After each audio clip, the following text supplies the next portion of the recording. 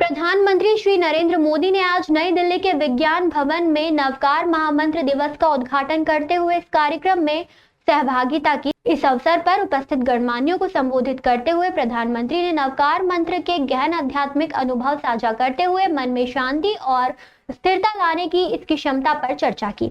उन्होंने शांति की अद्वितीय भावना का उल्लेख करते हुए कहा कि यह शब्दों और विचारों से परे है और मन और चेतना के भीतर गहराई से गूंजती है। मोदी ने नवकार मंत्र के महत्व को रेखांकित किया और इसके पवित्र छंदों का पाठ करते हुए मंत्र को ऊर्जा का एकत्रित प्रवाह बताया। उन्होंने कहा कि स्थिरता, संभाव और चेतना एवं आंतरिक प्रकाश की सामंजस्यपूर्ण लय का प्रतीक है। अपने व्यक्तित्व अनुभव पर विचार व्यक्त करते हुए प्रधानमंत्री ने बताया कि कैसे वे अपने भीतर नवकार मंत्र की आध्यात्मिक शक्ति को महसूस करते रहते हैं। उन्होंने कई वर्ष पहले बेंगलुरु में इसी तरह के सामूहिक जाप कार्यक्रम की स्मृति को साझा किया, जिससे उनके जीवन पर एक अमिट छाप छोड़ी। प्रधानमंत्री ने देश और विदेश में लाखों पुण्य आत्माओं के एक एकीकृत चेतना में एक साथ आने के अद्वितीय अनुभव का भी उल्लेख किया। उन्होंने सामूहिक ऊर्जा और समन्वित शब्दों पर चर्चा करते हुए कहा कि यह वास्तव में असाधारण और अभूतपूर्व है। गुजरात में अपनी मातृभूमि पर चर्चा करते हुए प्रधानमंत्री ने कहा कि यहाँ हर गली में जैन धर्म का प्रभाव स्पष्ट है। प्रधानमंत्री ने बताया कि किस प्रकार से उन्हें छोटी उम्र से ही जैन आचार्यों की सुसंगति में रहने का सौभाग्य मिला। उन्होंने कहा कि नवकार मंत्र केवल एक मंत्र नहीं है, बल्कि आस्था का मूल और जीवन का सार है। उन्होंने इसके महत्व को रेखांकित करते हुए कहा कि आध्यात्मिकता से परे है, व्यक्तियों और समाज का समान रूप से मार्गदर्शन करता है। उन्होंने कहा कि नवकार मंत्र का हर छंद और यहाँ तक कि हर एक शब्दांश भी सार्थक भाव रखता है। उन्होंने कहा कि मंत्र का पाठ करते समय व्यक्ति पंच परमेष्टि को नमन करता है और इसी विषय पर विस्तार से चर्चा की। मोदी ने कहा कि अरिहंत जिन्होंने केवल ज्ञान प्राप्त किया है और भव्य जीवों का मार्गदर्शन करते हैं, 12 दिव्य गणों को धारण करते हैं, जबकि सिद्ध जिन्होंने 8 कर्मों से मुक्त होते हुए मोक्ष प्राप्त किया है और वह 8 शुद्ध गुणों से युक्त होते हैं। उन्होंने कहा कि आचार्य महाव्रत का पालन करते हैं और पथ प्रदर्शक के रूप में कार्य करते हैं, जो 36 गुणों को अपनाते हैं, जबकि उपाध्याय मोक्ष मार्ग का ज्ञान देते हैं, जो 25 गुणों से समृद्ध होता है। प्रधानमंत्री ने कहा कि साधु तपस्या के माध्यम से स्वयं को परीक्षित करते हैं और मोक्ष के मार्ग को अग्रसर होते हैं, जिसमें 27 गुण होते हैं। उन्होंने इन सभी पूज्य प्राणियों से जुड़ी आध्यात्मिकता, गहराई और गुणों पर भी चर्चा की। अब भी अपने भीतर अनुभव कर रहा हूं। कुछ वर्ष पूर्व मैं बेंगलुरु में ऐसे ही एक सामूहिक मंत्रोच्चार का साक्षी बना था। आज वही अनुभूति हुई और उतनी ही गहराई में इस बार देश विदेश में एक साथ एक ही चेतना से जुड़े लाखों करोड़ों पुण्य आत्माएं एक साथ बोले गए शब्द, एक साथ जागी ऊर्जा, ये वाकई अभूतपूर्व है।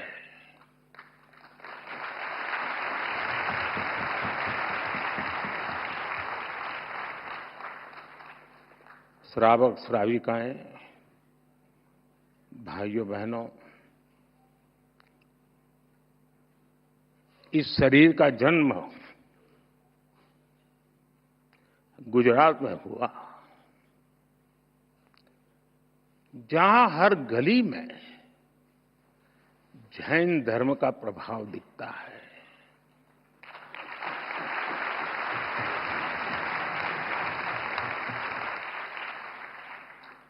और बचपन से ही मुझे जैन आचार्यों का सानिध्य मिला।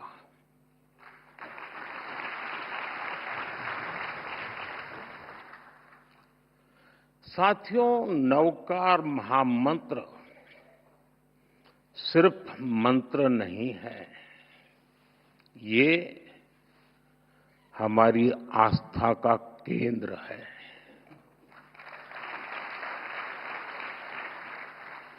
हमारे जीवन का मूल स्वर और इसका महत्व सिर्फ आध्यात्मिक नहीं है, ये स्वयं से लेकर समाज तक सबको राह दिखाता है। जन से जग तक की यात्रा है। इस मंत्र का प्रत्येक पद ही नहीं, प्रत्येक अक्षर भी अपने आप में एक मंत्र है।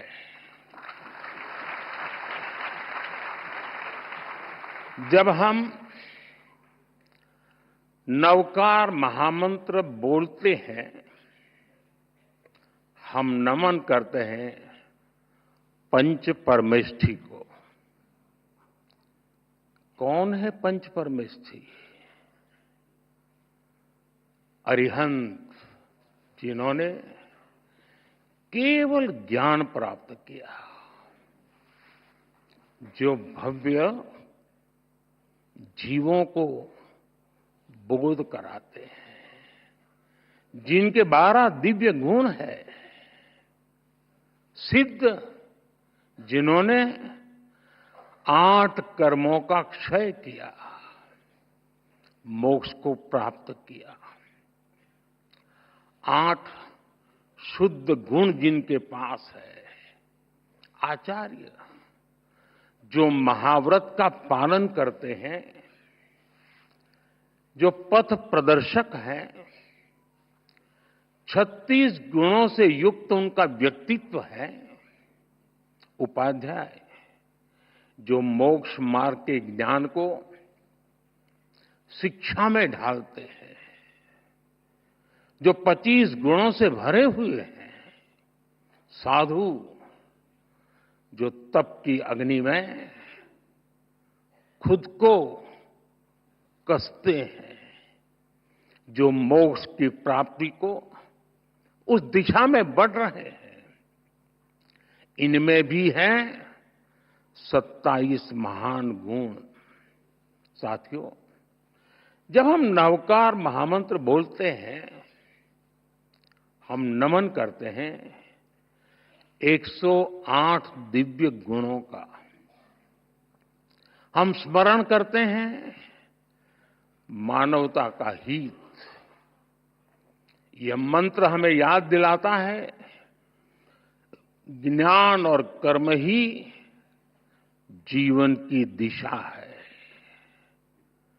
गुरु ही प्रकाश है और मार्ग वही है जो भीतर से निकलता है। नवकार महामंत्र कहता है, स्वयं पर विश्वास करो, स्वयं की यात्रा शुरू करो, दुश्मन बाहर नहीं है।